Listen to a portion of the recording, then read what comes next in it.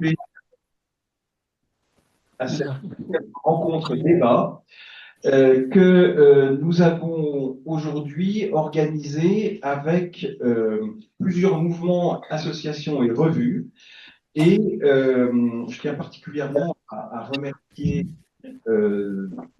nos partenaires, donc qui sont les amis d'Emmanuel Mounet, Démocratie et Spiritualité, dont Daniel Lenoir est président, Esprit Civique, la Vie Nouvelle, qui nous accueille en ligne aujourd'hui grâce à Benoît Ostertag et son équipe, le Pacte Civique, et puis donc les Poissons Roses, et les deux revues Esprit et la revue Forum.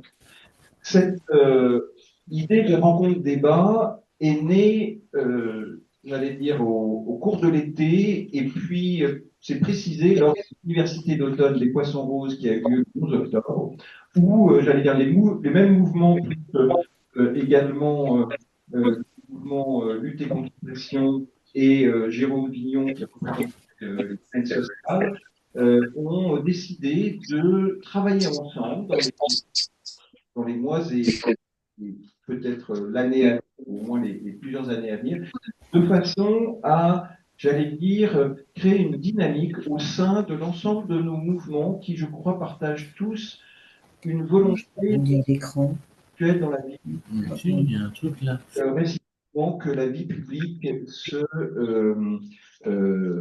présente le spirituel. Le spirituel, c'est-à-dire certaines de nos associations ont une connotation religieuse, d'autres aucune, mais ont toutes cette recherche, j'allais dire, d'une dimension qui soit je vais revenir quand même. Transcendante. Donc, compte tenu, j'allais dire, de cette vision qui nous anime, il était presque naturel de commencer ce cycle d'entretien-débat qui va se poursuivre tout au long de l'année académique et même de l'année calendaire. Il était, j'allais dire, presque naturel de commencer à travailler sur le personnalisme et Emmanuel Mounier, puisque le personnalisme nous réunit pour beaucoup d'entre nous autour de cette table. Et de ce point de vue-là, on a la très grande chance d'avoir un ouvrage qui vient de sortir, qui a été co-dirigé par Fabrice Lara et Michel Mangenot, sur Jacques Delors. Jacques Delors, les paradoxes d'un homme d'État européen, publié à la Documentation française. C'est un ouvrage extrêmement riche. Je conseille, j'allais dire, à tous d'acheter comme cadeau de Noël, et même au-delà. Et Fabrice a particulièrement traité du rapport entre Jacques Delors et le personnalisme, les fondements d'un rapport singulier à la politique. J'aurais dû dire le personnalisme communautaire, parce que c'est exactement le titre de son article. Alors, aujourd'hui, donc Fabrice Lara va nous présenter son analyse. Il est enseignant-chercheur habilité à diriger des recherches à l'INSP, qui est le nouveau nom de l'ex-ENA. Il est rédacteur en chef de la Revue française d'administration publique, la RFAP, que je conseille aussi comme cadeau de Noël pour s'abonner. C'est moins sexy. C'est moins sexy, mais c'est tout à fait stimulant. C'est la seule grande revue, enfin c'est la plus grande revue francophone de ce qu'on appelle la science administrative, et c'est une des revues qui au niveau international compte. Et puis pour discuter au sens académique du terme son propos, nous aurons le témoignage d'abord de Jérôme Vignon, qui a été collaborateur depuis l'arrivée de Jacques Delors à Bercy jusqu'à la fin de son mandat en 80, à Rivoli, ministère des Finances, à l'époque où plus ancien que Bercy. à l'époque où le ministère des Finances était vu de Rivoli. Il y avait des souris et on s'entassait, ou plutôt il s'entassait à 3 ou 4 dans des bureaux exigus. Donc entre 1981 et puis il l'a suivi pendant tout son mandat à la Commission. Il est l'ancien président des Semaines sociales de France et il est actif évidemment à l'Institut Jacques Delors ou la Fondation Jacques Delors. Je c'est la même chose, voilà. Et puis ensuite, Anne-Lorraine Bujon, qui est directrice de la revue Esprit, et évidemment qui, pour le personnalisme, est une pièce maîtresse. Enfin, c'est à la fois la revue Esprit, c'est la colonne vertébrale du personnalisme. Et dans laquelle Jacques Delors est intervenu à plusieurs reprises tout au long de sa carrière. Et ça peut être aussi un cadeau de Noël. Et ça peut être aussi un cadeau de Noël, absolument, un abonnement hein. à la revue Esprit qui est soit sous format papier, soit sous format numérique, extrêmement pratique. Donc vraiment, vous pouvez vous l'offrir sans problème. C'est très, très utile et très éclairant. Et puis Daniel Lenoir, qui est le président de Démocratie et Spiritualité, qui a aussi travaillé à plusieurs reprises avec Jacques Delors, nous donnera son point de vue. Voilà. Et puis nous aurons une période de questions-réponses. Alors pour nos amis qui sont en ligne, d'abord je les remercie d'être aussi nombreux. Ça a comme corollaire qu'il faut, je le répète, fermer son micro. Et d'autre part, que vous poserez vos questions par l'intermédiaire du fil de discussion et nous les reprendrons en public ici. Voilà, donc je crois. Comme corollaire qu'il faut éviter. Alors, comme corollaire, il faut que dans la salle, il n'y ait pas de conversation privée parce que c'est extrêmement désagréable pour ceux qui sont en ligne. Voilà. Donc, je suis désolé d'être un petit peu directif. Et je passe instantanément la parole à Fabrice Lara. Encore un très grand merci, Fabrice, d'être venu jusqu'ici. Merci Bertrand, bonsoir à toutes et à tous, et un grand merci aux différentes associations qui se sont fédérées ce soir pour organiser cette rencontre. C'est un grand plaisir pour moi d'être présent et de vous parler donc de Jacques Delors et du personnalisme communautaire. Alors, petite précision, je suis là, c'est le Fabrice Lara, le chercheur qui est là à titre privé, pas représentant de l'Institut national du service public. Même si cet ouvrage, je tiens à le préciser, a été publié dans une nouvelle collection dirigée par l'Institut national du service public. Peut-être en guise d'introduction, quelques mots sur comment on a l'idée, en tant que chercheur, de consacrer un ouvrage comme ça à Jacques Delors et pourquoi, moi, personnellement, j'ai décidé de consacrer une partie de mon temps, alors moi qui travaille sur les questions d'administration publique, à Jacques Delors et au personnalisme communautaire. Il se trouve qu'il y a 2 ans, presque jour pour jour, au moment de l'annonce du décès de Jacques Delors, ça a été pour moi comme une prise de conscience qu'il y avait une page d'histoire qui était peut-être définitivement tournée, et j'ai envoyé un SMS à 2 collègues et amis qui se trouvent appartenir à la même génération que moi et être également des chercheurs en sciences politiques sur les questions européennes. Très rapidement, Michel Mangenot, qui je pense nous écoute à distance, m'a dit écoute, faisons une journée d'études, pourquoi pas à l'INSP, sur Jacques Delors. Voilà, il y a un certain nombre de contacts. Donc, on a organisé ça très rapidement, parce que c'était au mois de mars. Quelques personnes ici présentes y assistaient. Et on a rassemblé une partie des communications. On a demandé à transformer ça en ouvrage.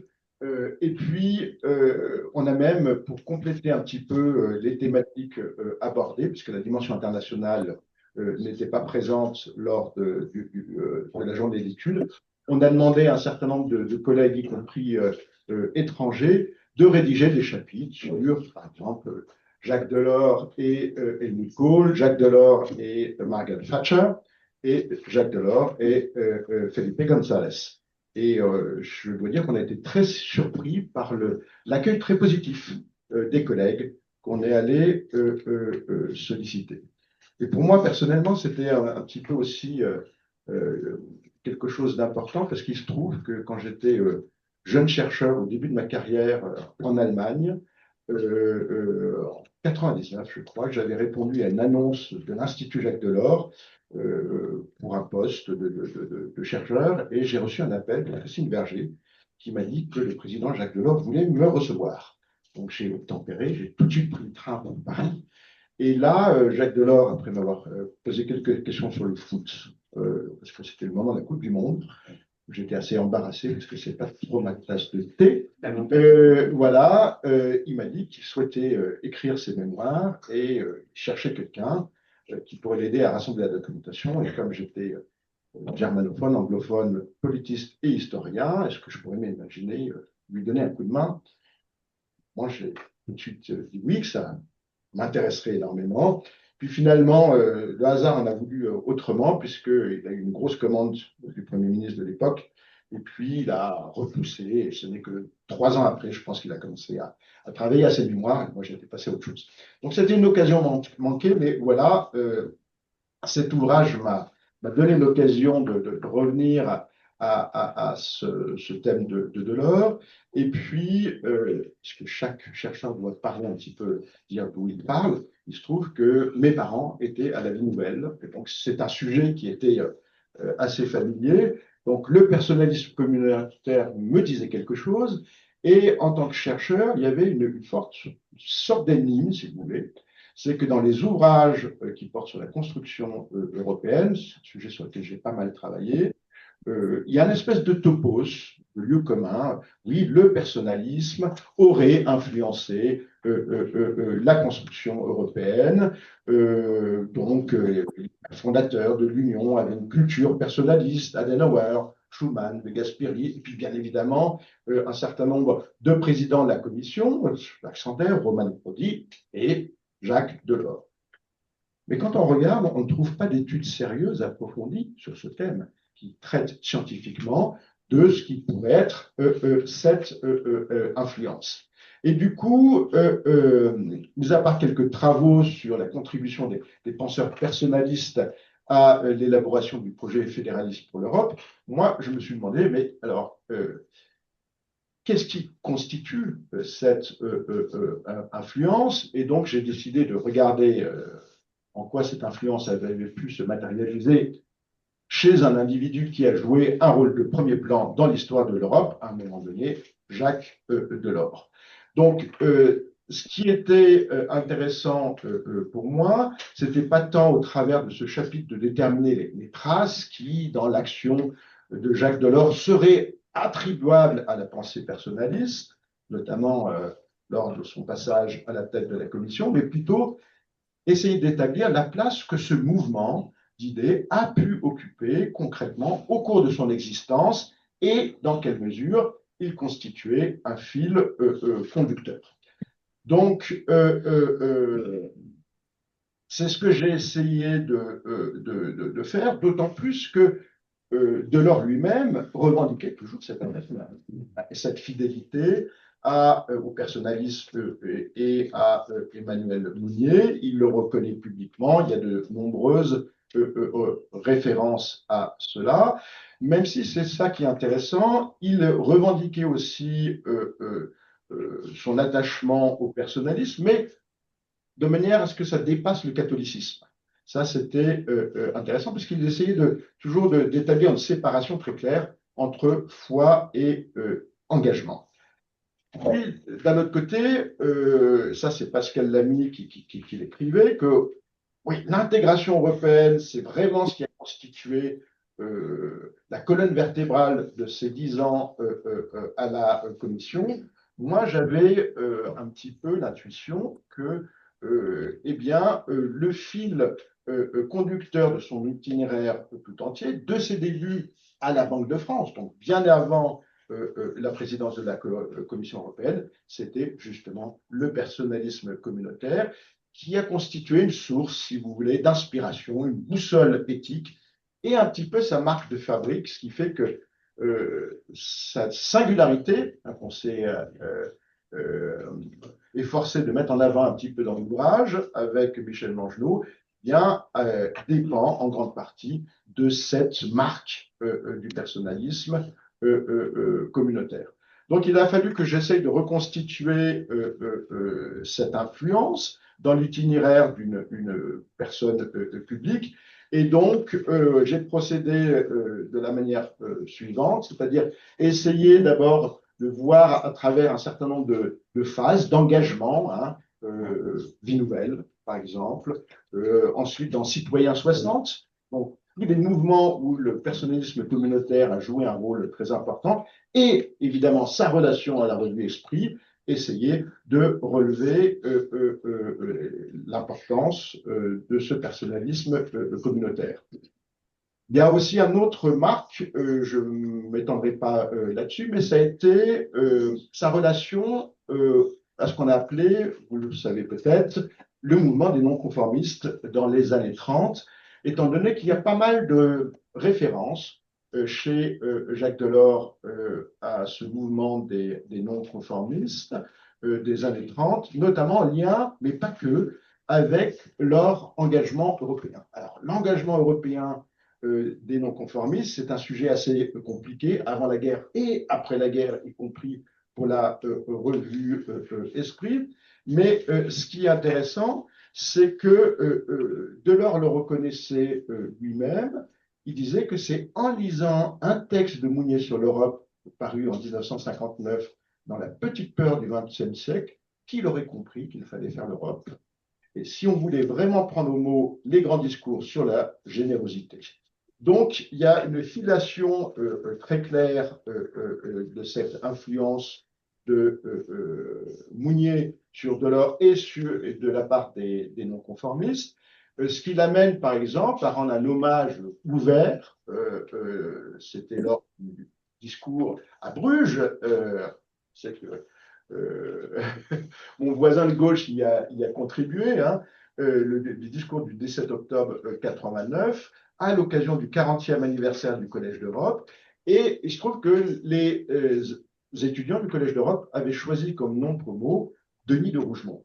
Et donc, Jacques Delors a invoqué ce patronage de Denis de Rougemont pour expliquer tout ce qui l'attachait, lui personnellement, à cette personnalité européenne, à la fois en tant que personnaliste et disciple d'Emmanuel Mounier, quand il essayait d'utiliser l'apport intellectuel et politique de Rougemont et d'Emmanuel Mounier à ce niveau-là, mais aussi et surtout en tant que militant européen. Et là, il se plaçait délibérément dans les traces d'un Denis de Rougemont, puisqu'il a même préfacé une réédition de l'ouvrage de Denis de Rougemont, 28 siècles d'Europe. Donc, pour lui, donc, il y avait vraiment une filiation très importante avec cette vision de l'Europe et cette idée de communauté de destin.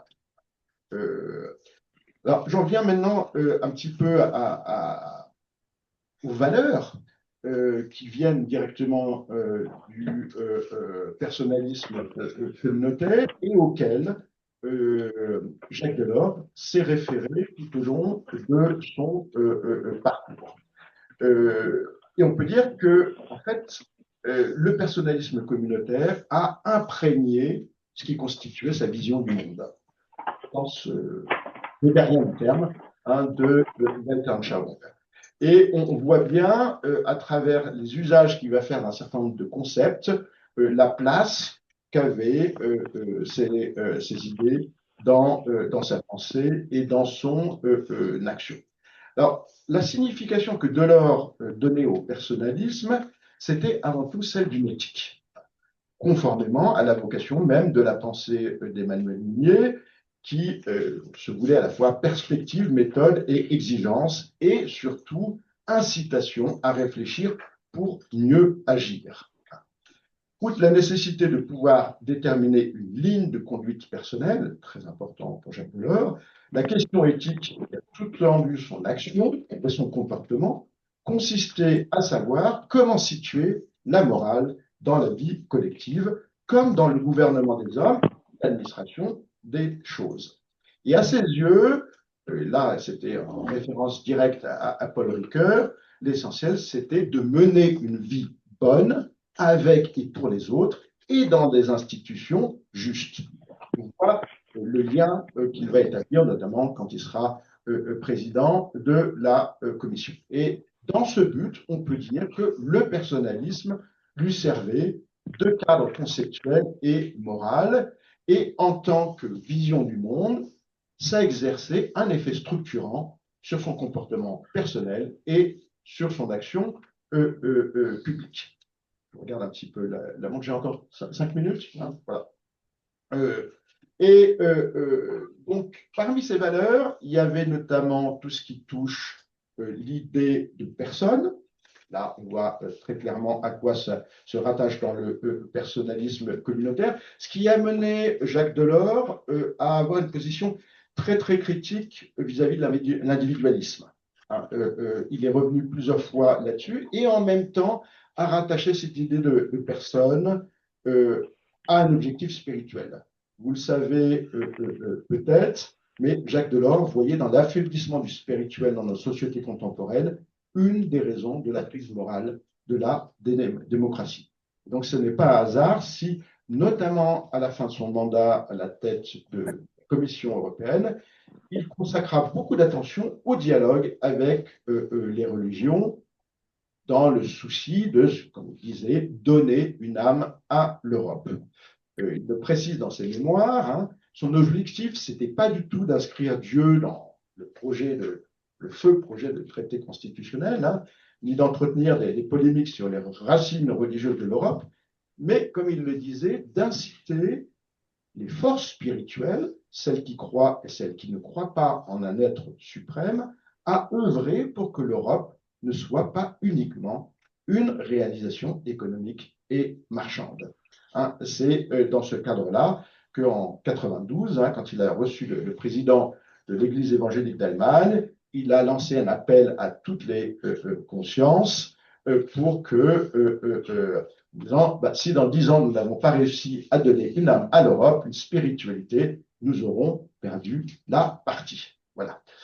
Donc, dignité de la personne, responsabilité, engagement, des concepts centraux pour la vision du monde de Jacques Delors, qu'on peut compléter par un autre triptyque, hein, qui est le rôle de la communauté, la fraternité et l'exigence de solidarité.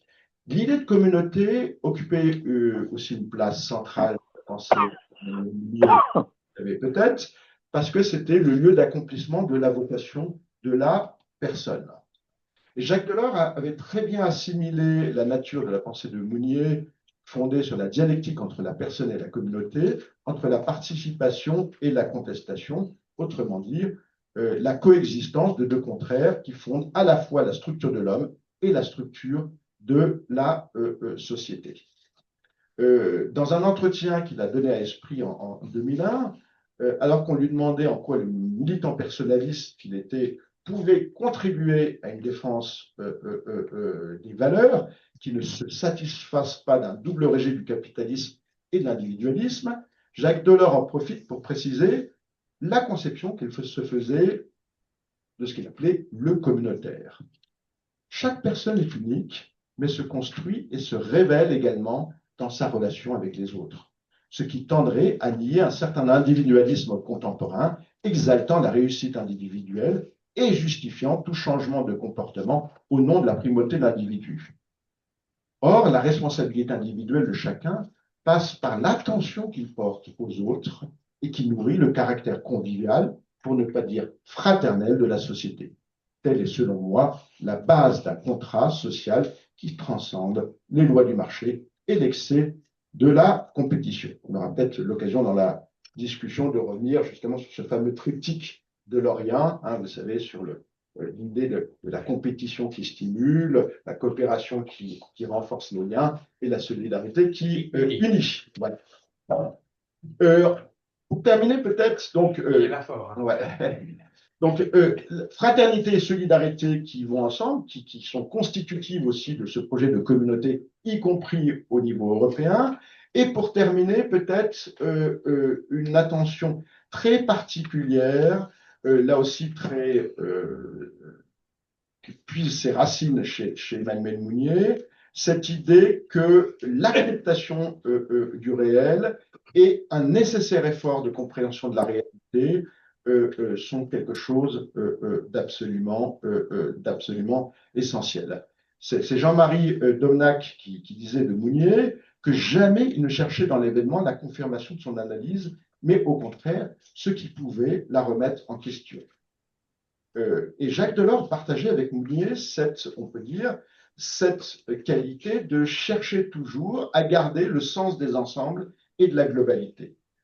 Sa méthode intellectuelle le poussant toujours à replacer une idée, un fait dans son contexte global, total, et en témoigne son attitude lors de la présentation du projet du grand marché intérieur, où là, il était un petit peu déstabilisé, parce qu'il constate rapidement qu'il était très difficile pour lui d'expliquer les mérites de ce grand marché intérieur aux chefs d'État et de gouvernement, étant donné que ces mérites ne se traduisaient pas uniquement en termes de croissance, de niveau de vie et d'emploi, le langage que les chefs d'État et de gouvernement comprenaient aisément. Il disait « Je me retrouve devant une copie blanche. Je me suis livré personnellement, à mes risques et périls, à un effort de compréhension de ce qui nous arrivait. J'avais le sentiment que le monde allait plus vite que nous, mais je n'en avais pas tiré toutes les conséquences, et les gouvernements encore moins que moi. Et d'en conclure, nous ne pouvons pas échapper au monde tel qu'il est. » Je cite une très belle citation de Jérôme Bignon, mais voilà, vous la trouverez dans le texte. Donc, Delors était vraiment un réaliste. Hein. Il savait qu'un progrès n'est jamais acquis, mais pourtant, il n'était pas pour autant un fataliste.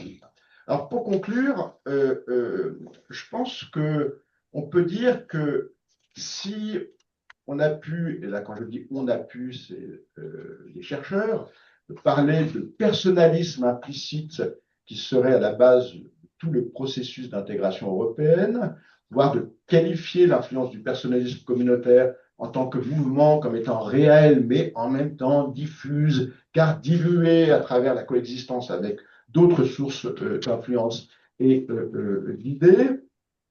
Il en va tout autrement de la place centrale qu'occupe le personnalisme communautaire dans l'existence de Jacques Delors.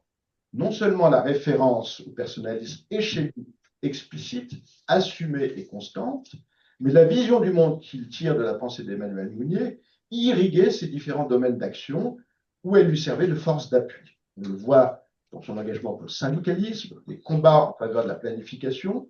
Qui plus est, il s'avère que c'est bel et bien le personnalisme communautaire comme force d'impulsion dynamique de ce personnalisme communautaire que découlent ces différents engagements et les manifestations qu'elles ont pu prendre, l'attention portée aux rapports sociaux, sa conception du socialisme et bien entendu les fondements de sa manière d'être aux politiques. Je ne vais pas développer cet aspect-là, on y reviendra peut-être, je termine là-dessus.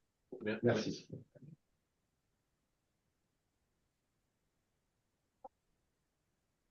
Merci beaucoup, Fabrice. Alors, je passe la parole à Jérôme Bignon, qui nous donnera un point de vue de témoin direct, en quelque sorte. Mais pas le seul. Il y a dans la salle d'autres témoins avec lesquels nous partageons et dont je peux aussi m'inspirer pour jouer ce rôle. Mais en disant d'abord que c'est toujours émouvant, Fabrice, d'entendre quelqu'un qui a quand même peu connu Jacques Delors, être aussi bien capable de rendre compte de la cohérence de sa vie et de la manière dont elle était sous-tendue, selon cette ligne que vous avez décrite, par non seulement une philosophie personnaliste, mais que dans cette philosophie, on peut appeler une attitude, une éthique, des valeurs. Pour vous apporter c'est pas la première fois que je discute avec Fabrice, donc j'ai un petit avantage. La question que je me suis posée en tant qu'ayant la chance d'être proche de Jacques Delors pendant un certain nombre d'années, et notamment à la fin de sa vie, je me suis interrogé sur la manière dont il était animé par des vertus, c'est le terme que j'emploierais. Il n'est pas concurrent de valeurs, il est différent, mais il implique une prise en compte du caractère, de la volonté, de la disposition de l'âme, qui justement est nécessaire peut-être pour comprendre comment il a été possible dans certains moments difficiles de l'existence de Jacques Delors, et Dieu sait qu'il en a eu, de rester fidèle à cette intuition personnaliste. Au fond, comment est-ce que les valeurs que vous avez rappelées ont pu continuer d'imprégner par vents et marées la personnalité et les actes de Jacques Delors, les actes publics spécialement, notamment européens, bien, si on ne peut pas le comprendre sans en même temps avoir recours à des vertus. Et je citais quelques-unes de ces vertus. Je pense que ceux qui l'ont connu ne me démentiront pas. D'abord, la question du courage. Et à différents moments de son existence, Jacques Delors a dû affronter les gens de son propre camp. Et je ne vais pas donner de détails, mais on pourrait s'en souvenir. Il n'a pas suivi leur avis, il est passé même pour un traître. Et il ne pouvait le faire que justement parce que chez lui, il y avait la volonté de marquer une certaine distance, une tension entre l'idéologie, une perspective belle mais théorique, et puis les faits eux-mêmes qui commandaient de s'attacher à une certaine forme de réalité et de vérité. Et il y a aussi, je dirais, comme parmi ces vertus, la sagesse. La sagesse, c'était ce que certains d'entre nous ont certainement vécu à son contact, c'est-à-dire une extraordinaire capacité à intérioriser tous les aspects du contexte social, politique, culturel dans lequel nous nous trouvions. J'ai devant moi une citation de Jean-Baptiste de Foucault, mais que je ne lirai pas parce que j'ai que 10 minutes, mais qui résume excellemment ce sentiment que l'on avait en sa présence lorsqu'il décryptait une situation, qu'il avait vraiment soupesé dans tous ses aspects, y compris dans ce qui pouvait le heurter par rapport à ses convictions. On peut vraiment dire, après avoir vu cela, que oui, les faits étaient son maître intérieur, et la phrase de Mounier elle-même. Donc un maître en sagesse. Et une autre qualité encore, c'est la simplicité.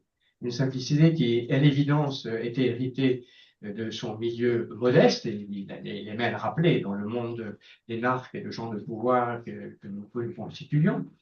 Il aimait bien se dire que son grand-père ramassait des clous dans la cour de la cour, et que ses parents, sa mère était une modeste modiste, et que ses parents avaient été humbles toute leur vie. Et il tenait à cette humilité parce que il fallait ne pas se couper avec ceux qui précisément lui avaient enseigné la simplicité du cœur.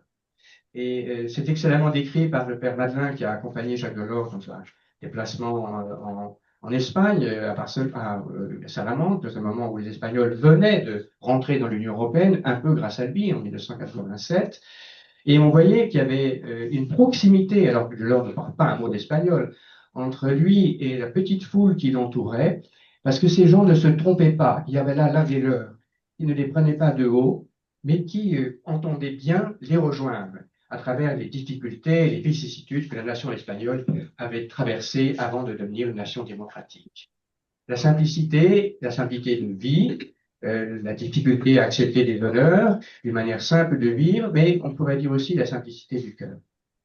Et puis, une qualité sur laquelle je n'ai peut-être pas assez insisté, c'est la convivialité. Convivialité est une vertu d'essence également populaire. Jamais Jacques Delors m'a paru aussi heureux que lorsqu'il était au Pouquitous, dans un restaurant sarde assez crasseux à Bruxelles, que vous mentionnez d'ailleurs dans votre livre, cher Fabrice, et où il aimait se retrouver avec des copains syndicalistes et autres, belges notamment, amoureux de football ou de cyclistes, et on savourait un vin de sarde très, très âpre, mais dans une familiarité où là, il était vraiment heureux. Pourquoi le syndicalisme a rendu Jacques Delors heureux, et réciproquement? C'est à cause de cette convivialité qui s'y distingue, qu'il n'a jamais voulu oublier. Mais je dirais que cette vertu de convivialité imprégnait aussi la perspective, sa vision du monde. Il me semble qu'il y a une filiation entre cette manière de vivre conviviale, le fameux rapport sur le temps choisi, qui a précédé son arrivée au pouvoir en 1981, et puis le livre blanc sur la croissance, la propriété et l'emploi, qui comporte une ouverture sur un autre modèle de société plus frugal, plus convivial, plus ouvert aux liens et moins à la consommation de biens. Son rêve secret, je pense, était que les milieux populaires ne devaient pas être privés d'une vision idéale, d'une vision plus riche que celle de la simple consommation. Et s'il tenait tant à l'éducation populaire, c'est parce que la convivialité devait conduire à un nouveau modèle de société, donc je reprends cette expression, dans lequel finalement l'harmonie des rapports sociaux sera mieux réussie que ce qu'elle est aujourd'hui. Il y avait là un pressentiment de ce que nous devons aujourd'hui surmonter. Je termine, mais je vais quand même garder les quelques minutes que j'ai ici pour m'interroger sur le point de savoir si, en insistant au sens sur les vertus de Jacques Delors, qui lui ont permis d'être fidèle aux valeurs du personnalisme, est-ce qu'on pourrait tout simplement pas dire que ces vertus étaient directement liées à sa formation et son origine catholique? Je mets un peu les pieds dans le plat, puisque nous sommes aussi ici dans démocratie et spiritualité. Alors, bien sûr, c'est beaucoup plus complexe, mais c'est ça sans doute qu'il faut creuser si on veut être dans le fil de notre soirée. Vous avez évoqué, Fabrice, le thème d'une arme pour l'Europe, donc cet appel lancé en 1993, dans un moment où Jacques Delors est bien convaincu que sans un sursaut d'ordre spirituel, d'ordre éthique, on ne passerait pas à la phase suivante, la phase d'une union politique, la phase d'un projet commun des Européens. Mais ce n'est pas seulement à l'Église catholique qui était cet appel. Il a fait cet appel devant les protestants et il en a appelé à toutes les religions, communautés de foi et de conviction, y compris bien entendu les croyants, les laïcs belges et même bien entendu les musulmans et les juifs. Donc il n'y avait aucun sentiment de supériorité, de spécificité du catholicisme dans cette conviction que quelque part il fallait qu'ensemble nous essayions de donner un souffle supplémentaire à l'Europe. Et pourtant, moi je suis bien témoin que Jacques Delors était un catholique authentiquement convaincu, authentiquement nourri par des personnalités fortes, des prêtres, quelques évêques, des aumôniers dominicains ou jésuites, dont il se remémorait la rencontre et dont il avait besoin de se nourrir, y compris il avait un besoin sacramentel, d'aller à la source même de sa foi catholique, pour être ce qu'il était. Alors comment comprendre à la fois ce pluralisme qu'implique le personnalisme et cette réalité d'une ressource, en l'occurrence pour lui, catholique, il n'y a pas à tortiller? Eh bien, par le mot et sans doute par le concept d'enracinement. Je crois que dans la perspective politique de Jacques Delors, comme dans sa vie personnelle, la question de l'enracinement est absolument fondamentale. Elle n'est pas étrangère au personnalisme, vous ne l'avez pas cité, mais elle est bien présente.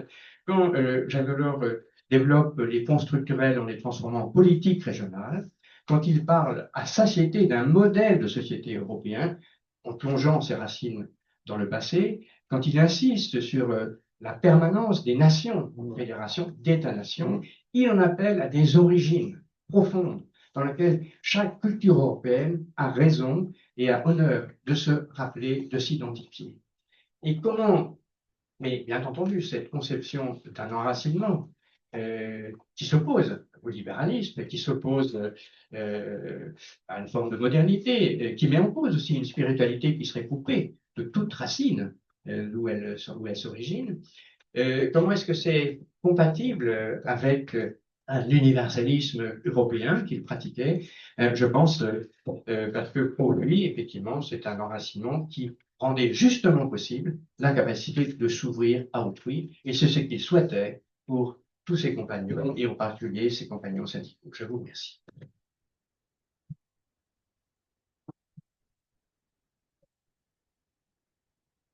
Merci beaucoup, Géraud. Je passe la parole à Anne-Lorraine Buchon.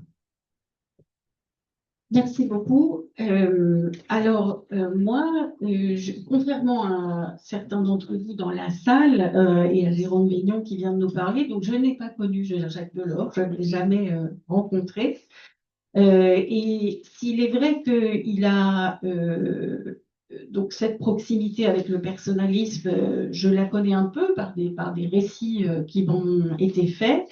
Et puis nous avons écrit 7 textes de Jacques Delors vers lesquels nous pouvons nous tourner pour comprendre un peu mieux quelle a été la nature de cette collaboration, coopération, échange, dialogue. Le premier texte date de 1961 et le tout dernier de 2004. Et c'est un texte qui était un extrait de ses mémoires et qui est consacré à l'Europe et l'affaire allemande en 1989. Et j'y reviendrai peut-être parce que ça me paraît significatif.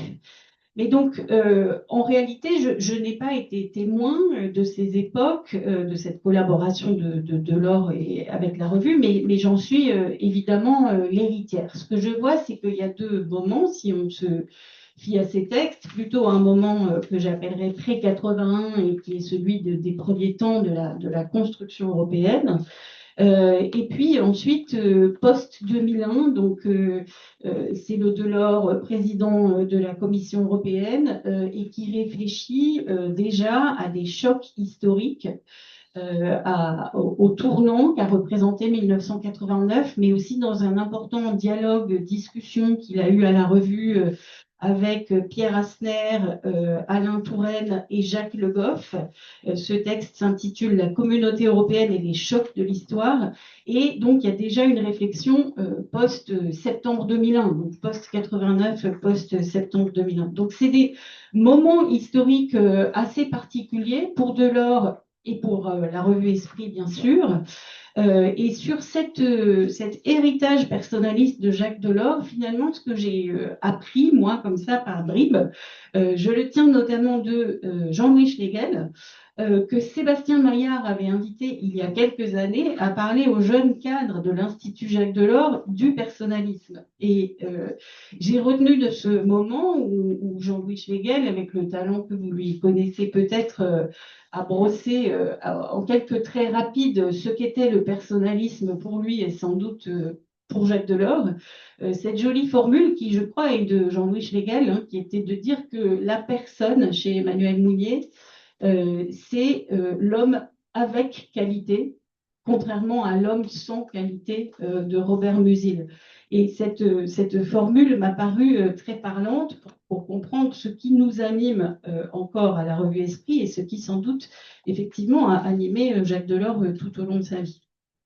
Alors, je voudrais quand même partager un étonnement qui est peut-être de ma génération, qui est que quand on regarde en fait ce fil de 7 textes que Jacques Delors a publié dans la revue, mais aussi le portrait que vous en faites dans votre chapitre, Fabrice Lara, c'est vrai que ce qui reste comme fil conducteur, c'est quand même cette question sociale. On pense évidemment aux constructions européennes, mais à côté de la construction européenne, il y a vraiment la construction, la question sociale, le dialogue social, le rapport entre l'individu et le collectif.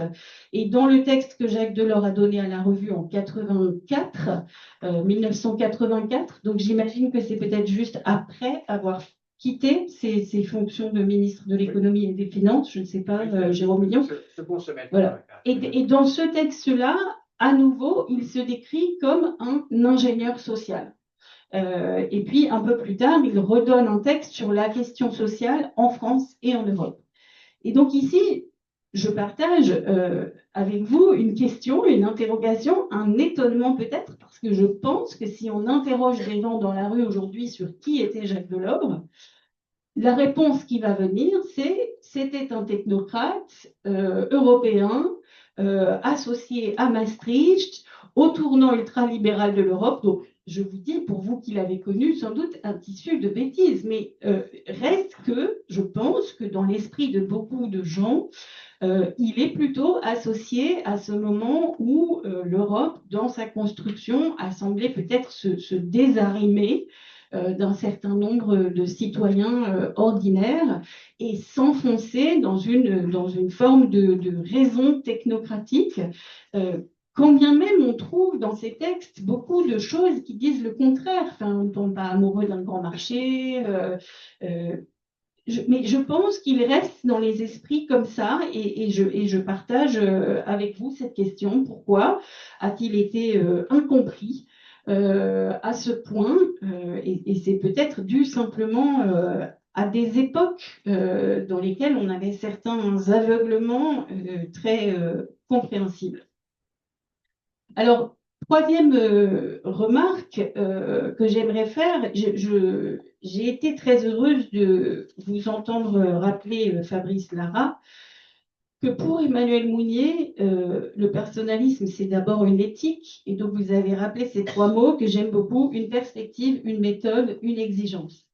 Et puis, Jérôme Vignon, vous avez dit les intuitions personnalistes. Et donc, il me semble qu'il faut faire attention, mais c'est peut-être simplement ma compréhension du personnalisme aujourd'hui à la tête de la revue Esprit avec les questions qui sont les nôtres, qu'il faut faire attention à ne pas transformer le personnalisme en une forme de doctrine qu'il n'a jamais été, en fait. Hein. Si on dit c'est une éthique, une perspective, une méthode, une exigence, un jeu d'intuition, une disposition de l'âme, un type de caractère, enfin, on a déjà dit, donc tout ça fait que le personnalisme n'est pas forcément une doctrine à proprement parler, et moins encore une doctrine politique, je crois. Peut-être que le personnalisme n'était même pas une vraie philosophie, et je dis ça avec une très très grande prudence, mais pour ceux d'entre vous qui connaissent bien l'histoire de la revue Esprit, vous avez peut-être en tête ce grand texte de Paul Ricoeur, meurt le personnalisme, reste la personne, et c'est vrai que Paul Ricoeur pensait que il y avait un foisonnement d'idées très riches, de choses à prendre dans la pensée d'Emmanuel Mounier, mais la pensée d'Emmanuel Mounier n'était peut-être pas la philosophie d'Emmanuel Mounier, en tout cas pas dans le sens d'une philosophie qui aurait fait système. Et je crois que c'est très intéressant de garder ça à l'esprit. Et donc, de même que Jérôme Vignon nous demande, mais finalement, est-ce que Delors est personnaliste ou est-ce qu'il est simplement catholique ? Je crois qu'on peut aussi se demander, est-ce que Delors est personnaliste ou est-ce que Delors est un humaniste? Parce que finalement, c'est toujours le sens de l'homme, comme disait Emmanuel Mounier, qu'on retrouve dans un certain nombre de ses textes, de ses discours et bien sûr de son action. Alors, pourquoi, c'est pas, je dis pas ça pour diminuer le personnalisme dont je suis aussi l'héritière, mais c'est parce que ce qui me frappe, et aussi dans ces passages de moments historiques dont on a parlé, c'est peut-être une absence ou une faible présence de la question dure du politique, c'est-à-dire la question du pouvoir. Pourquoi? Alors, il y a eu une naïveté post-89, une naïveté de Jacques Delors et d'autres hommes d'État très importants dans la construction européenne, une naïveté de la revue Esprit. Je vais dire, je nous mets complètement dans le lot, cette idée que post-89, on pouvait tous s'avancer vers un avenir meilleur avec l'économie de marché et des mesures de solidarité qui compenseraient les injustices sociales. Bon, on y a tous cru, mais il restait cette question dure du pouvoir dans ce qu'il a de brut, d'intraitable. Et c'est peut-être cette question du pouvoir quelque chose qui manque dans la pensée d'Emmanuel Mounier. C'est possible, une façon de penser la société comme une grande famille, en passant à côté de réalités plus dures de la philosophie politique. Une dernière remarque, peut-être, quand Jean-Louis Schlegel a expliqué aux jeunes collaborateurs de l'Institut Jacques Delors ce qu'était le personnalisme, il a beaucoup insisté sur cette question de l'histoire ouverte, de la croyance dans le progrès, de la croyance dans un monde meilleur, de la croyance qu'on pouvait transformer la société. Et je pense qu'effectivement, c'est tout à fait moteur dans l'histoire du personnalisme, et pour autant que je puisse en juger dans la trajectoire de Jacques Delors. C'est très frappant de voir dans ces textes, et par exemple ceux qui portent sur 89 et la réunification allemande, ceux qui portent sur les chocs de l'histoire en 2001, voilà, cette idée qu'il y a des événements qui font tout bouger, qui nous font bouger, des événements qui nous saisissent et qui nous engagent, et que il faut sans cesse remettre nos pensées, nos analyses, nos grilles d'analyse sur le métier. Et ça, je pense qu'on peut tout à fait le reprendre à notre compte aujourd'hui. C'est cette question de l'historicité, donc dont a parlé beaucoup Paul-Louis Landsberg dans la revue. Et j'insiste là-dessus sur le fait que les temps changent, les moments changent. Vous avez parlé de l'importance du contexte, de la manière de rapporter les faits à leur contexte, à une compréhension globale. Et c'est tout à fait vrai. Et je voudrais juste terminer par l'idée que quand on parle de personnalisme aujourd'hui, je pense qu'il y a un autre écueil peut-être à éviter, c'est de reprendre tel quel des mots d'ordre qui étaient ceux d'Emmanuel Mounier et de ses compagnons dans les années 1930. Et par exemple, dans sa critique de l'individualisme, qui est très présente, et chez Jacques Delors aussi, dans le passage que vous nous avez lu et que j'avais aussi retenu parce qu'il est tout à fait parlant, cette idée que chaque personne est unique mais se construit et se révèle également dans sa relation avec les autres, et c'est présent aussi chez Paul Ricoeur, vous nous l'avez rappelé. Donc tout ça, c'est là, dans les années 60, dans les années 30, avec une critique de la démocratie bourgeoise, du parlementarisme, du libéralisme parce qu'il fabrique de l'individualisme. Mais là, je crois qu'il faut faire attention, c'est que l'individu que Mounier opposait à la personne dans les années 30, c'est l'individu atomisé, écrasé par les conditions de la vie moderne. Ça n'est pas encore l'individu post-68, si vous voulez, hédoniste, consumériste. C'est l'individu isolé, c'est l'individu seul. C'est celui-ci qui ne paraît pas une option valable pour Emmanuel Mounier, qui préfère lui substituer la personne, l'homme avec qualité.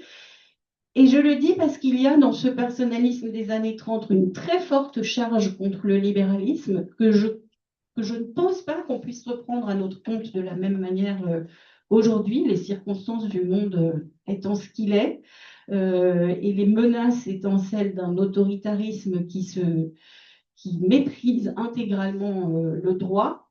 Je crois qu'il faut prendre garde à ne pas se laisser emporter par quelque chose d'antilibéral dans les références à la pensée personnaliste des années 1930.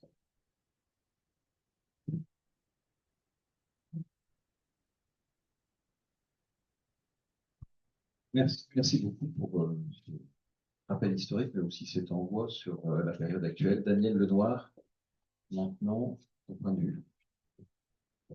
Merci Bertrand.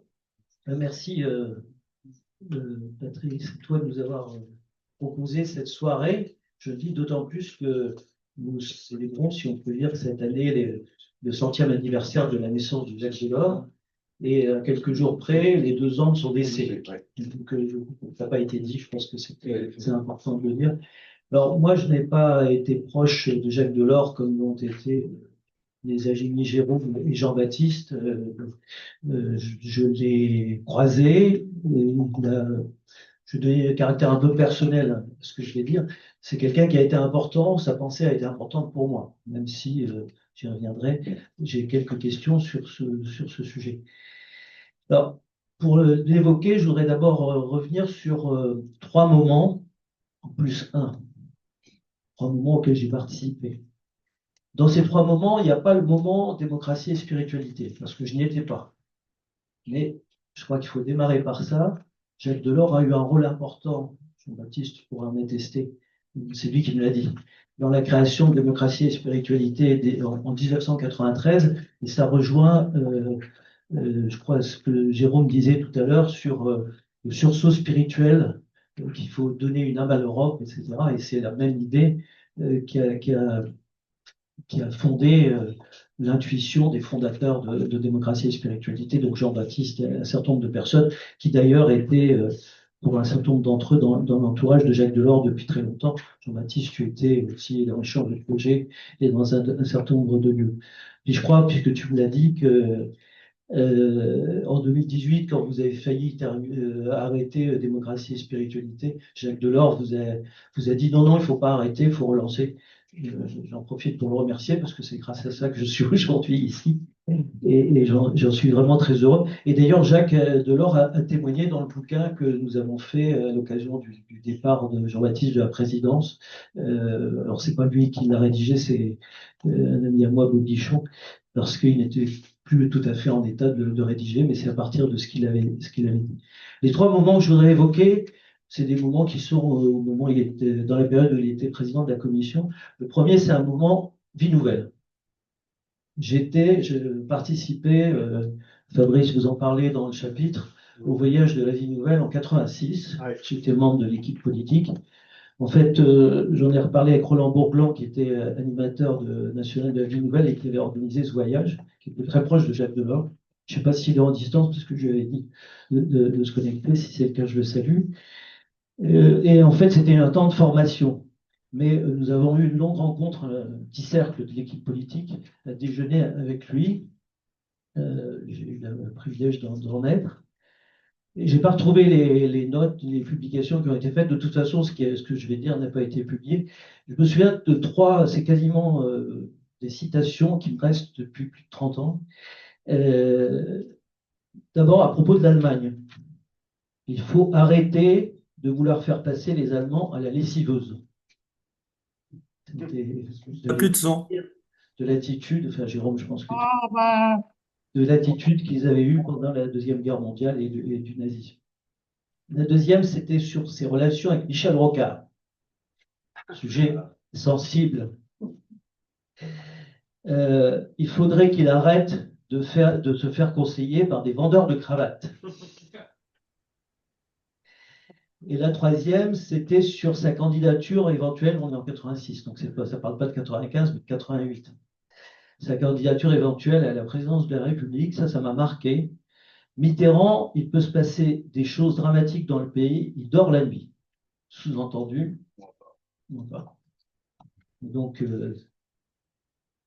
j'y ai vu, mais peut-être ai-je tort, et je ne suis pas assez intime, mais aussi une des raisons pour lesquelles il n'a pas donné suite à la sollicitation en 94, qui lui était faite de nombreux endroits.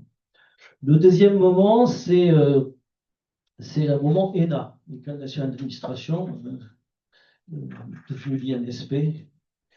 Je suis en stage à la commission, donc il est encore président de la commission. Après, je le dis parce que c'est après Jacques Maire qui était le fils d'Edmond Maire. C'était succédé de stage à la commission, dont une partie à son cabinet. Ce n'est pas le passage au cabinet qui m'a le plus marqué. J'ai travaillé sur l'Europe spatiale avec Jean-Charles Legge, je ne sais pas si... Très bien, très bien. Mais mon souvenir principal, c'est son passage au Grand Échiquier, où j'ai découvert un Jacques Delors, amateur de jazz. Il y avait une excellente production de, comment s'appelle-t-il, Grappelli. Et puis, ce qui m'a plus surpris quand même, et puis moi, lecteur de l'équipe.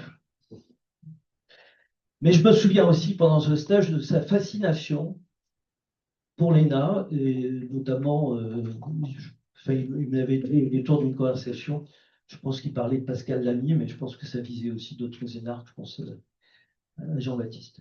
Et puis le troisième moment, c'est un moment alternative économique. Je trouve que je suis un des fondateurs de ce journal. Et en 89, avec Philippe Frémaux, on l'a interrogé, donc c'était peu de temps après ce stage, on l'a interrogé sur l'Europe sociale. Et dans une interview que j'ai retrouvée, que j'ai relue, où il met en avant ce qu'il appelle le modèle social européen, en disant qu'il s'agisse des principes de la protection sociale ou du rôle que les partenaires sociaux des partenaires sociaux et de la négociation collective. C'est suite à j'ai beaucoup investi après dans l'Europe sociale, j'ai eu un petit repère sur le sujet, mais ça a été un moment fondateur. Et puis nous l'avons invité l'année d'après, en 1990, comme grand témoin pour le 10e anniversaire de ce journal qui a été créé par Denis Clerc, qui connaissait bien aussi Jacques Delors, enfin qui connaissait bien Jacques Delors. Et il participe, c'est pas sans lien avec ce que vient de dire Anne-Lorraine, il participe à une table ronde sur l'alternative au libéralisme, ce que ça s'appelle l'alternative économique, l'alternative au libéralisme, avec Anton Brander, qui était le président du CEPI, un certain Jean-Baptiste de Foucault, qui était à l'époque commissaire général adjoint au plan. Commissaire tout court. Hein, non, je crois qu'il était encore adjoint, enfin bon, ou commissaire général au plan, et René Valette, qui était président du comité catholique contre la faim et le développement. Tu t'en souviens pas, mais j'ai des photos. Je te montrerai. J'ai trois citations. Le discours du libéralisme économique, c'est pas le libéralisme économique, est inacceptable. L'économie doit être au service de l'éthique. Il faut réinventer des idéologies qui laissent à chaque personne sa responsabilité personnelle, sans nier que son destin passe par une aventure collective.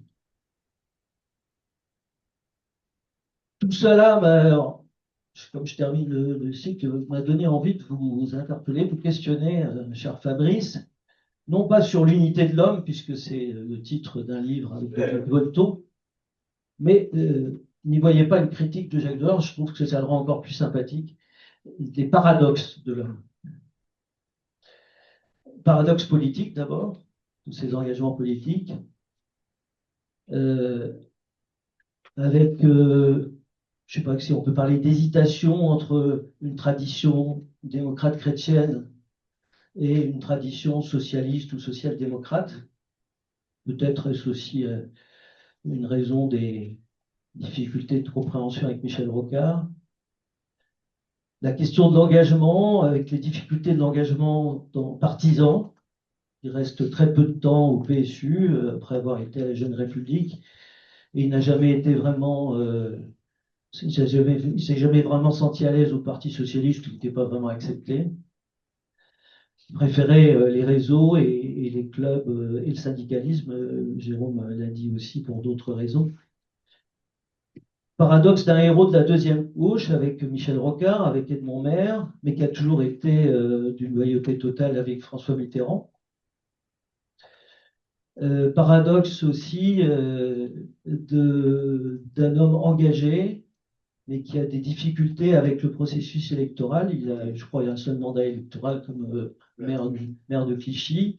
Et bon, évidemment, son refus qui a traumatisé certains d'entre nous d'aller à la présidentielle en 1994. Et puis, deuxième paradoxe, je vais m'arrêter à ces deux paradoxes-là, paradoxe d'un personnaliste qui utilise le marché pour construire l'Europe. Et vous dites, Fabrice, dans de Joura, que ce qui considère comme sa meilleure réalisation, ce n'est pas l'euro, c'est le marché unique. L'acte unique européen. L'acte unique européen, pardon, et pas le marché unique. Beaucoup plus que Maastricht. Oui, plus que Maastricht, oui, exact. Alors qu'au même moment, enfin, dans la tradition d'esprit, et vous le dites très bien, Fabrice, dans la tradition d'esprit, il y avait une forte critique de cette construction par le marché, qui était le choix qui a été fait par les pères de l'Europe, c'est-à-dire ce que je disais, je crois, à Sémonnet, construire des solidarités de fait, justement, avec ce puissant vecteur de rapprochement. C'est Schuman, pardon, excuse-moi. Jérôme, tu es meilleur que moi sur ces... Non, je me trompe. Alors qu'effectivement, les penseurs d'esprit étaient plutôt réticents sur c'est ce que vous dites, c'est pour ça que je vous interroge aussi, sur cette construction de l'Europe. Et en même temps, c'est pour ça que, et c'est vraiment un des acquis peut-être un peu perdu de vue dans la suite, même si les traces en sont restées, avec cette idée profonde de l'Europe sociale, qui est un moyen justement de compenser les effets destructeurs du marché sur les solidarités, et qui, pour lui, est plus qu'un thème de discours, mais qui a souvent été ramené à un thème de discours. Et dans le petit bouquin que j'ai fait sur l'Europe sociale, sur 94, hein, c'est pas récent, hein, je disais la conspiration européenne dont il faisait partie, qui avait utilisé le marché pour arriver à ses fins, a été infiltrée par la conspiration libérale. Alors, je parlais du libéralisme économique, hein, je redis, qui utilise l'Europe pour étendre les mécanismes de marché. Je pense que cette question de l'Europe libérale au sens du libéralisme économique, je sais, Bertrand, que tu voulais aussi en parler, donc peut-être tu pourras compléter. C'est quand même une des grandes raisons. C'est pas l'Europe qui a été refusée en 2005 dans le référendum de 2005, c'est cette construction par le marché.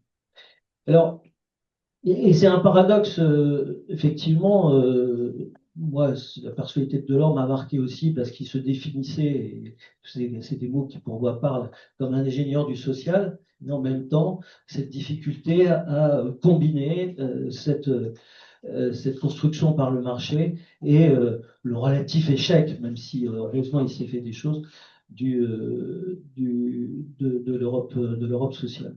Je voudrais juste te dire, je ne sais pas s'il est là, en discutant avec Roland Bourblanc, donc, qui était animateur national de la vie nouvelle à cette époque-là, je lui posais la question justement aux démocrates chrétiens, social-démocrates. Je lui dis, qu'est-ce que tu en penses? Et il me dit, en fait, Delors, il était avant tout personnaliste.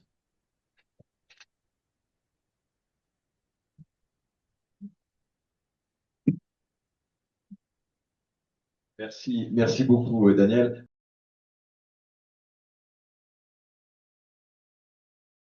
Alors, on a à peu près 20 minutes de débat possible. Fabrice, est-ce que tu veux peut-être réagir à certains points qui ont été soulevés? Et puis, en fait, moi, je propose qu'on prenne quelques questions dans le fil de discussion et aussi dans la salle. Et je remarque d'ailleurs cette question du paradoxe, le dernier paradoxe, c'est-à-dire à la fois personnaliste, ingénieur du social, mais en même temps utilisant le marché, construisant d'ailleurs des institutions pour que le marché se développe.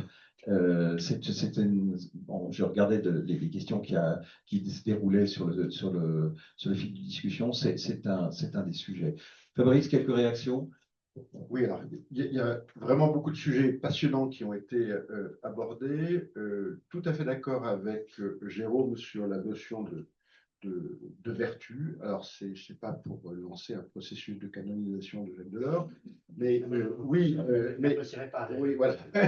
Mais oui, il y avait une forme d'intériorisation de ces valeurs qui faisait que c'était des vertus au sens antique du terme. Je rajouterais peut-être deux vertus supplémentaires. Il y avait en effet cette modestie, humilité très très forte qui faisait que même quand il parlait de nous, consentait à parler de lui dans ce qui était ses mémoires, il le faisait toujours à deux voix, parce qu'il ne parlait pas tout seul, il ne se racontait pas. Donc c'est quand même fou que tous ces ouvrages ont été faits à deux. Donc il y avait cette humilité. Moi, je mentionnerai une forme, alors c'est un peu aristotélicien, mais de Phronésis, une capacité de discernement qui était quand même remarquable, qui lui a permis tout de suite, au moment de la chute du mur, de comprendre ce qui se passait et de saisir l'opportunité. Et comme vous le disiez, il y avait cette forme de courage, oui, de fortitude, de s'inscrire comme ça dans la durée qui était absolument remarquable. Alors, peut-être pour combiner les deux dernières interventions, la notion de pouvoir, alors c'est vrai que c'est un mot que c'est peut-être presque un gros mot, je pense, chez les personnalistes et chez Delors. Alors, chez les non-conformistes, il faut dire que eux, ils ont été historiquement confrontés à des manifestations du pouvoir qui se traduisait par la violence, que ce soit le fascisme ou le communisme, y compris la violence de rue, et puis les sympathies, des choses comme ça. Bon, c'était pas quelque chose qui était complètement exclu. Il faudrait regarder, je ne sais pas, chez Alexandre Marx, chez les autres non-conformistes, qu'est-ce qu'ils en pensaient. Mais c'est vrai, chez Delors, c'était pas thématisé. Et paradoxalement, et c'est peut-être un des principaux reproches pour aller dans le sens de ce que vous disiez, Daniel, et que tu indiquais un petit peu, Bertrand, c'est que dans cet héritage, qu'est-ce que Delors a laissé après son départ, il y avait deux choses, on le souligne un petit peu dans son livre, c'est qu'il y a une certaine négligence à la fin sur l'aspect administratif, construction administrative de la commission, qui a tellement grandi que ça a donné l'explosion de la commission Santerre.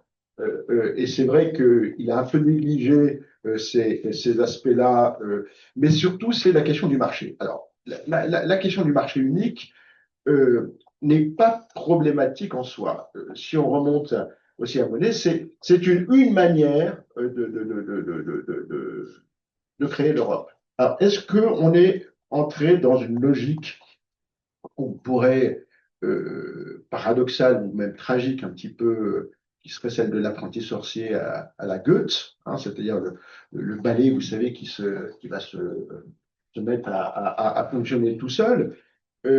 Et c'est ce qui m'amène à poser au moins cette question, c'est qu'en effet, on retrouve la question du pouvoir.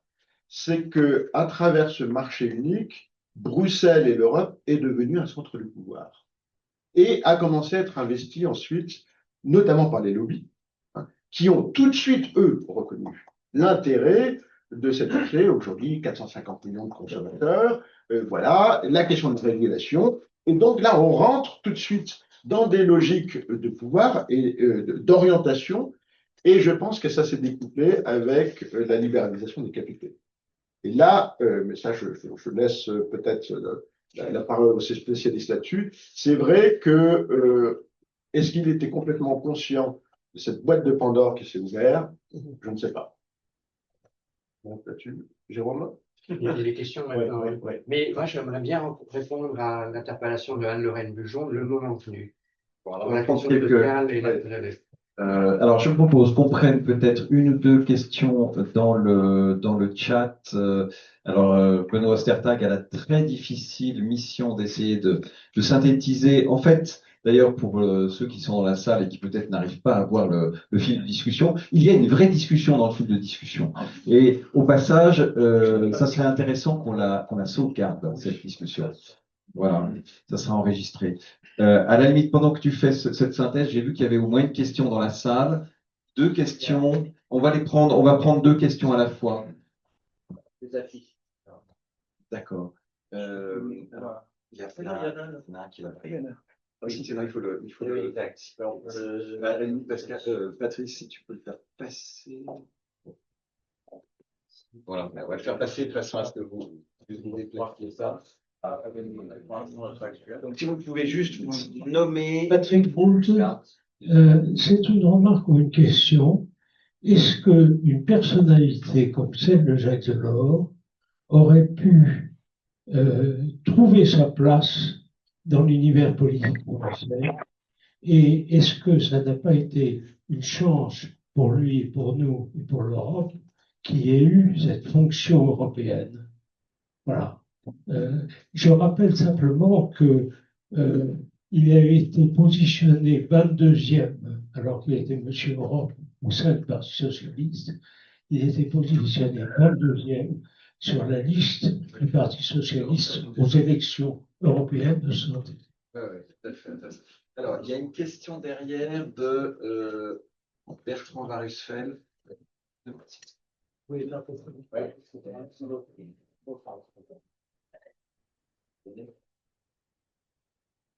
c'était une question rapide. On a déjà parlé d'un épisode important dans la vie de Delors, qui est sa période de conseiller de la nouvelle société de Chaban-Delmas. Alors, c'est intéressant. Comment ça s'interprète? C'est un homme de gauche qui fait un compromis historique avec la droite libérale avancée. Est-ce que c'est une évolution dans son parcours entre le PSU et le Parti socialiste? Est-ce que c'est purement technocratique? Comment distinguer cette période qui est quand même importante, même si elle est courte? Merci. Lorraine a décidé. Pendant pour l'été, il a été conseiller social pendant 3 ans. Ouais. Alors, qui veut répondre pendant ça là? Moi, je regarde les questions. Moi, je n'ai pas de question. Oui, c'est un moment important, oui, 69. Si je ne m'abuse, c'est François Bloch-Lenné qui l'a fait rentrer, qui l'a proposé. Et justement, à cause de cette proximité catholique et personnaliste. Alors, c'est vrai que les socialistes lui en ont beaucoup voulu, reproché, parce que c'était quand même si c'était la nouvelle société, Chaban-Delmas était gaulliste. Je pense que c'était une première expérience justement du pouvoir pour lui. C'était une expérience importante, intéressante. Oui, oui, mais je ne vais pas rebondir là-dessus parce que il y a peu de temps et que peut-être qui m'a touché le plus dans les différentes questions, qui sont toutes importantes, mais c'est celle que Anne Lorraine nous a posée. Comment se fait-il qu'une personnalité dont la trace aussi bien personnelle que sa pensée, le passage par Chaban-Delmas, c'est essentiellement des lois sociales absolument remarquables. qui a démontré cette attitude sociale jusque dans le plan de rigueur de 1983. Elle était marquée par une conception sociale et solidariste, qui a imprégné la période de 1992, donc le fameux traité de Maastricht. La question sociale n'était pas juste, c'était pas un contrepoids au marché. Il a essayé de faire en sorte que le fonctionnement du marché soit imprégné de la dimension sociale. En instaurant dans le traité, c'était vraiment son idée, c'est venu de personne ailleurs, l'idée que les partenaires sociaux devaient participer à l'élaboration de la loi européenne. C'est une façon de mettre en piste, de donner du poids au dialogue social européen. Donc, c'était pas un social qui compense. C'est pas ça. Ça allait beaucoup plus loin. C'est-à-dire que le marché lui-même, il est tissé de social. Et Jacques Delors disait qu'il aimait les démocraties social-démocrates du Nord parce qu'il y avait un compromis entre l'État et le marché. Donc, sa perspective, c'était pas les check and balance. C'était plutôt le marché fait partie de la vie humaine, mais il ne peut vraiment aboutir à ce qu'il à être pertinent au regard de ce qu'il peut faire que s'il est aussi tissé de la vie sociale elle-même. Alors, comment se fait-il, c'est la question que vous nous avez posée, qu'une telle perspective aboutisse à ce que, si on interrogeait des Français aujourd'hui, d'abord je crois qu'ils se souviendraient bien plus de lui, quand ils diraient, bon, il n'a pas voulu aller au Turpin en 1994, mais ils auraient sans doute ce réflexe de dire vraiment, il a vendu l'Europe au marché, au libéralisme, à la mondialisation, etc. Alors, moi, cette affaire me travaille, au point que je pense que s'il devait écrire quelque chose, ce serait là-dessus. Mais je pense qu'il faut vraiment distinguer entre, d'une part, le choc des idéologies. Dès 1980, Delors a dû s'affronter à une partie du Parti socialiste qui était d'essence marxiste, c'est-à-dire qui croyait qu'il fallait contrôler les prix, contrôler les salaires, ne surtout pas s'ouvrir à des marchés des capitaux, etc. Et il était d'une conception absolument différente. Il y avait une opposition. Il faut quand même admettre que à partir de 1994, c'était Chirac, puis ensuite de nouveau Chirac, et ensuite Sarkozy. Donc il n'y avait plus personne pour défendre une vision un peu constructive, humaine, sociétale, avec une perspective de ce que voulait dire l'énergie. On n'a pu expliquer l'Europe aux Français, et donc on est resté avec un affrontement d'ordre idéologique qui le désolait, parce qu'il a bien vécu ça, et qu'il avait vécu lui-même. Il s'est acharné à essayer de montrer que le marché, c'était pas le diable, mais qu'il ne fallait pas laisser tout faire. Et la vraie façon dont il a pu le faire jusqu'au bout, c'est justement dans ce traité de 92. Et puis malheureusement, il faut méditer ça, cette perspective que le dialogue social européen devait être dans la législation, que les accords sociaux européens devaient précéder la loi européenne, que la Commission devait prendre ses initiatives à la source de ce dialogue, ça n'a pas suivi, ou très peu. Et alors là, ça fait réfléchir. C'est-à-dire que les partenaires sociaux européens eux-mêmes n'ont pas saisi la perche qui était tendue. Alors, bon, on n'a pas le temps, mais c'est en grande partie la responsabilité du patronat, mais pas que. Il y a des syndicats européens très bien placés dans leur pays qui n'ont pas voulu prendre le risque que leurs normes soient détériorées par la confrontation avec l'ensemble européen. Enfin, bref, il y a eu l'égoïsme national qui a repris vie. Une fois qu'il est sorti de la figure. Donc, il y a ce choc des idéologies, mais il y a aussi, et ça, je peux pas le développer ici, il est vraiment profondément injuste de dire que ce que, sur le plan européen, Europe alors a construit, c'est-à-dire d'abord l'acte unique, ensuite le traité de Maastricht, est quelque chose qui est la porte ouverte au libéralisme économique sans fin. C'est le contraire. C'est le contraire. L'espace économique social européen de 92 est un espace dans lequel, pour la première fois, les questions d'environnement ont droit de citer. Si on a aujourd'hui une hardiesse environnementale, d'ailleurs, récemment contestée, c'est bien ça. C'est né à ce moment-là. Si on a pu présenter aux pays d'Europe centrale et orientale un projet qui n'était pas que purement marchand ou purement consumeriste, c'est parce que derrière, il avait montré que nous ne serions pas nous-mêmes et pas dignes des valeurs qui nous sous-tendaient s'ils ne retrouvaient pas leur place. Donc, pour démonter à l'infini la fausseté de l'attribution à Jacques Delors d'une paternité quelconque dans les critiques de caractère libéral qu'on peut faire à l'Europe d'aujourd'hui. En plus, quand je lis ces critiques, elles font bon marché de toutes sortes de séquences positives qui sont demeurées. Merci beaucoup. Alors, ce sujet a été abordé dans le fil de discussion, donc je pense que c'est pas nécessaire de revenir. Par contre, j'ai vu dans une question qui portait sur cette notion de l'événement, comment dire, notre maître intérieur. Qu'est-ce que Fabrice, parce que pour moi d'ailleurs au passage, je suis un lecteur vraiment à la petite semaine de Mounier, ça reste aussi une interrogation. Qu'est-ce que Mounier voulait dire par là et qu'est-ce que Delors peut-être, comment le Delors le comprenait? Je ne sais pas, d'abord, je ne suis pas un exégète ni de Delors ni de Mounier, mais bon, je pense que dans toute pensée, il y a des fulgurances et des formules qui sont intéressantes justement parce qu'elles sont un petit peu compliquées à comprendre. Donc, on peut en faire des emblèmes, voilà, brandir ça.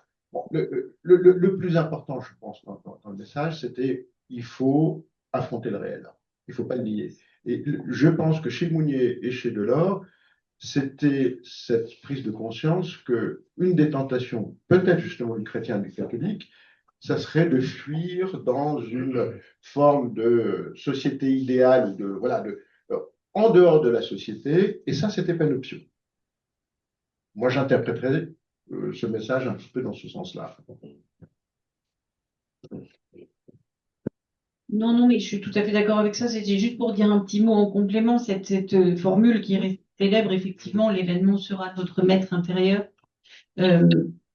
Je pense juste que Emmanuel Mounier l'a tiré beaucoup de ses échanges avec Paul-Louis Landsberg, que je vous ai cité rapidement, et une série de textes, ses réflexions sur l'engagement personnel, donc la façon dont l'événement nous requiert, nous appelle, et nous appelle à participer à notre histoire, en fait. C'est quelque chose qu'on retrouve dans ces textes très importants de Landberg, qui nous rappelle donc à notre historicité. Donc j'avais noté une autre citation. Notre existence humaine est tellement impliquée dans une attitude collective que notre propre vie ne peut jamais gagner son sens qu'en participant à l'histoire des collectivités auxquelles nous appartenons. Donc même quand nous ne le souhaitons pas, nous faisons l'histoire aussi, mais je pense que c'est là aussi un appel à, du coup, ne jamais rester dans des grilles d'analyse qui étaient les grilles d'analyse de l'époque précédente. Et c'est pour ça que moi, j'ai été frappée par ces textes sur la réunification allemande, justement, et la façon dont il se passait là quelque chose que personne n'avait vu venir et que Delors a accueilli tout de suite comme une invitation à rebattre les cartes et la façon dont on avait envisagé la construction européenne avant cet événement-là. Je peux dire un mot sur Mounier et Landsberg, donc les pierres blanches, Landsberg étant considéré aussi un cofondateur de la revue Esprit. Je crois que s'ils avaient des disputes assez importantes, c'était autour de l'appréciation des risques annonciateurs d'un conflit mondial et du danger que représentait le nazisme. Mounier et Landsberg n'étaient pas d'accord là-dessus. Et Mounier il a connu une période assez pacifiste, et ce que n'était pas Landsberg, qui est mort d'ailleurs, il est mort en concentration en Allemagne. C'est même la guerre d'Espagne, voilà, sur l'engagement de la revue dans la guerre d'Espagne. Aujourd'hui, ça a pas mal de sens. Que cette dispute-là revient. Je vois une question, et ce sera peut-être la dernière. Alors, il y a beaucoup de choses qui sont indiquées dans le fil de discussion, notamment le débat sur le libéralisme qui a repris ce que s'est-il passé. Il y a plusieurs questions qui se tournent autour de de ce que l'on vient d'ailleurs d'aborder. Mais il y a une question que je trouve intéressante sur l'Europe puissance. Est-ce que c'est quelque chose? Et puis, je vais passer la parole à monsieur, si vous pouviez peut-être la dire à voix haute et je la répéterai. Et d'abord, je vous remercie pour toute cette richesse des idées de votre évolution excellent. Mais je voulais dire quelques mots et à la suite de ces mots, je voudrais vous poser une question qui non seulement englobe la France, mais le monde entier. Alors, allez-y, mais de façon courte. Je suis quelqu'un de cher, est-ce que je prends au niveau et bonsoir. Allez-y,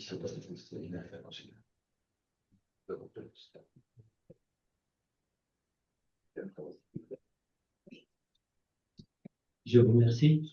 Bonsoir à tout le monde. Et donc, je vous remercie infiniment. C'est ça la plus grande richesse. À l'époque de Giscard d'Estaing, je venais du berceau de la civilisation. Berceau de la civilisation, d'où viennent l'Europe, les États-Unis, sauf la Hongrie. Sauf la Hongrie. On dit B. On dit brotherhood, on dit fraternité FB, c'est interchangeant. Alors, à notre époque, il reste deux guerres. La guerre économique et la bataille des idées dont vous avez très bien parlé. Alors, comment faire? Je vous pose une première question, une deuxième question. Alors, comment le pape Jean-Paul II, il a pu vaincre, avec des mots extrêmement forts, le faux sauveur ou l'antéchrist pour le croyant de l'Occident, les soviétiques. Il y a combien d'armées n'arrivent pas à trouver la paix dans le petit pays actuellement? On sait ce qui se passe. On enlève 6 armées, on n'arrive pas à avoir une solution. Lui, il a vaincu avec des mots comment très forts en utilisant. Parce que le moral, c'est 80% de la guerre. Alors, donc, cette question, comment, après une recherche, nous sommes. Et donc, j'étais venu à l'époque de Giscard d'Estaing, j'avais envoyé le contenu de 10 universités. Il m'avait remercié. Il avait fait. Est-ce que vous pouvez me poser votre deuxième question? Deuxième question. Nous sommes dans un village planétaire. Donc, chaque continent devient un quartier. Comment faire de sorte qu'on puisse apporter la paix, non seulement parce qu'il y a des faux sauveurs actuellement aussi en France, évidemment, qui arrivent à faire pas mal de pourcentage. Alors, comment faire de façon que la paix et la prospérité règnent non seulement en France, mais dans le monde entier? Merci. Merci beaucoup. Alors, c'est peut-être d'ailleurs le dernier, j'allais dire la dernière question qui rejoint voilà, cette question de la paix, qui rejoint plusieurs questions dans le fil de discussion. Est-ce que c'était un sujet que Jacques Delors avait en tête? Et d'autre part aussi la question de l'Europe pouvoir. Je ne sais pas qui veut répondre à cette.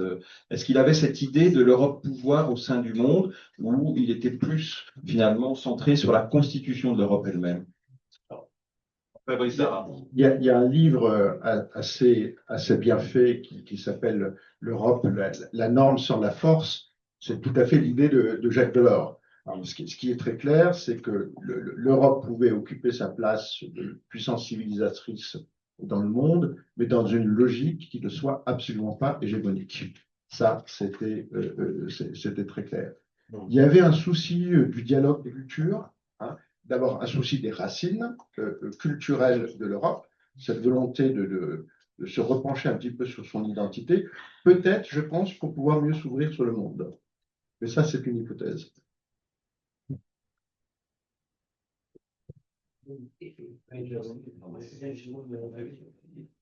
pense que Delors était assez réaliste sur la question de la puissance. Et il disait souvent, la perspective pour les Européens, c'est la survie ou le déclin. C'est-à-dire qu'il n'avait pas tellement d'illusions sur une présence qui serait basée seulement sur les outils du soft power. Et donc, il ambitionnait bien une politique étrangère qui, à un moment donné, pourrait devenir une politique de sécurité, puis un jour conduire à une défense commune. Mais il a mesuré très vite à quel point c'était une ambition démesurée par rapport à ce à quoi les États étaient prêts à consentir en 1989-92. Et d'ailleurs, c'est en ayant ce sentiment qu'une véritable Europe politique était extrêmement éloignée et que on allait marquer une pause, les États nationaux allaient reprendre leurs droits dans le contexte d'une espèce d'euphorie qui se terminait tout à fait fausse. Mais c'est pour ça qu'il a en appelé à ce sursaut. C'est-à-dire que c'est pour qu'une union occupe pleinement ses fonctions, y compris en termes de puissance, il fallait qu'elle acquiert une autre dimension en termes de conscience. Puissance et conscience allaient dans sa tête de pair. Et mesurons bien à quel point on était loin du compte, ces propositions pour une politique étrangère commune était à la fois beaucoup plus modeste que ce qui a été proposé à Maastricht, où on a créé un véritable pilier, mais sans aucun pouvoir. Et en réalité, lui souhaitait que dans certaines matières, très précisément définies par le Conseil européen, sur proposition de la Commission, les Européens puissent vraiment parler et agir d'une seule voix, y compris sur le plan militaire. Donc, il avait un pressentiment que si on revendiquait une politique étrangère, le plein exercice n'avait aucun sens, mais qu'en revanche, sur des questions précises où manifestement un intérêt vital était en jeu, on pouvait sans doute avancer. Et il a perdu sur ce point. Patrice Aubert, donc ancien président des Poissons Roses, veut poser une question, puis après je vous proposerai de lever la séance parce que nous atteignons un peu la fin de notre débat. Question très courte. Faut-il espérer, préparer un nouveau moment personnaliste de notre pays? Alors, qui veut répondre à cette question? Moi, j'ai envie de répondre. Ben, je pense, enfin, comment dire? Une partie des débats a porté sur, comment dire, cette espèce de, j'allais dire, non pas seulement de paradoxe, mais d'erreur de parallaxe. Vous savez, comme les photographes ont, c'est-à-dire ils prennent ils ont un objet qui est au centre de l'objectif, et en fait, l'appareil de photo, l'optique, fait qu'il est légèrement décalé. Et je trouve que c'est très, très frappant de voir que Jacques Delors avait ces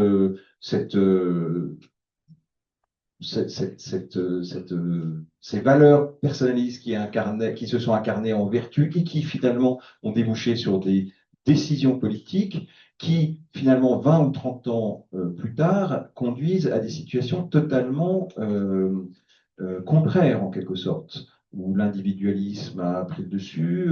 Dans la discussion qu'on a eue par mail, je citais un exemple absolument extraordinaire qui est véridique. Il y a une affaire pendante devant la Cour de justice dans laquelle des éditeurs de sites porno contestent les décisions de filtrage de l'accès des mineurs sur le terrain de la libre circulation des biens et du principe du pays d'origine, qui est un peu au centre du marché unique et de l'acte unique. Donc il y a une espèce de perversion en quelque sorte du modèle. Alors, je crois on n'a pas le temps d'approfondir ce que Jérôme Vignon a identifié comme étant les phénomènes qui ont conduit à ce retournement.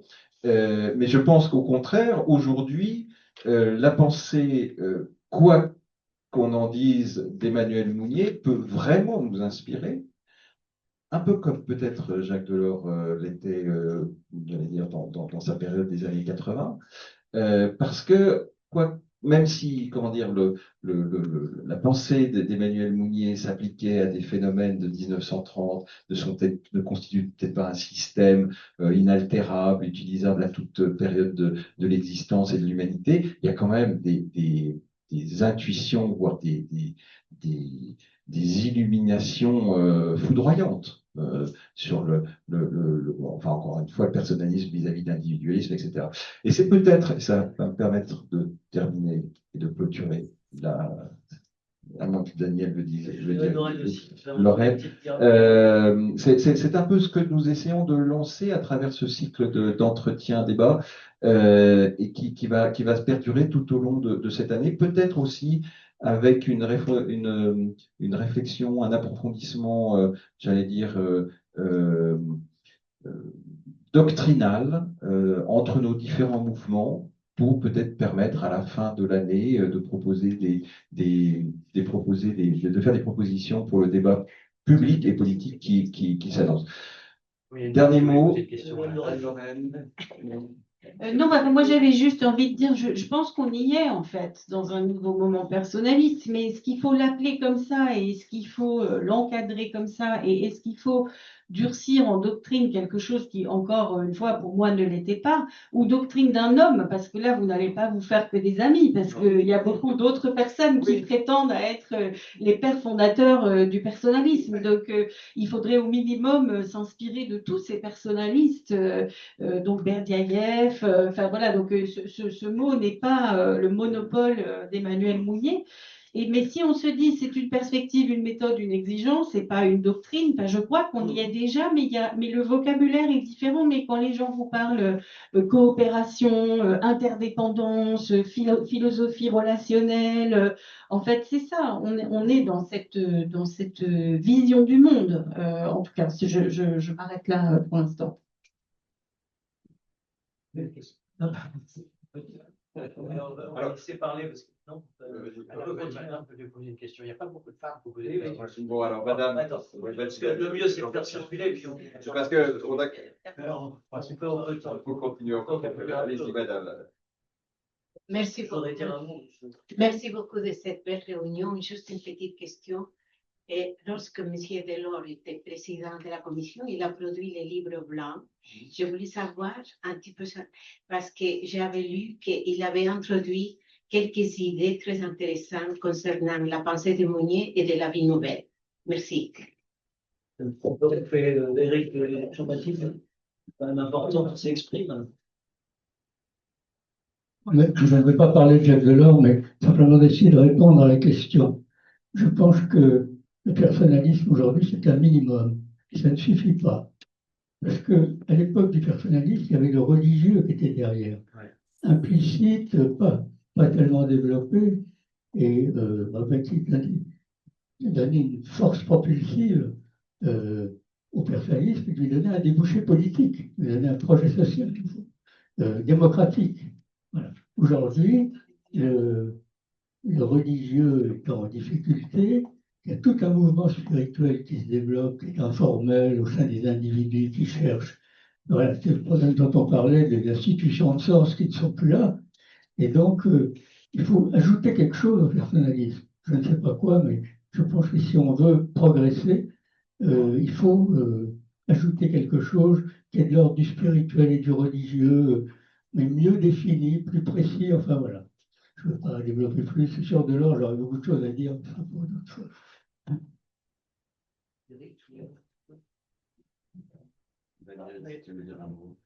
Je te laisserai conclure. Non, mais je voulais rebondir sur la question de Patrice, comme viennent de le faire Anne-Lorraine et Jean-Baptiste.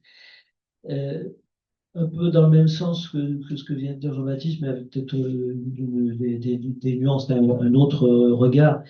Je pense que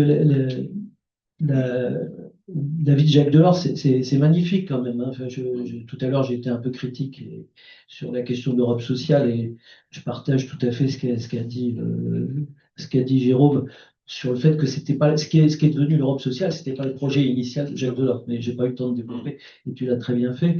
Ce qu'on a dit sur la puissance, on voit bien que il y avait des ambitions, mais un sens de la réalité.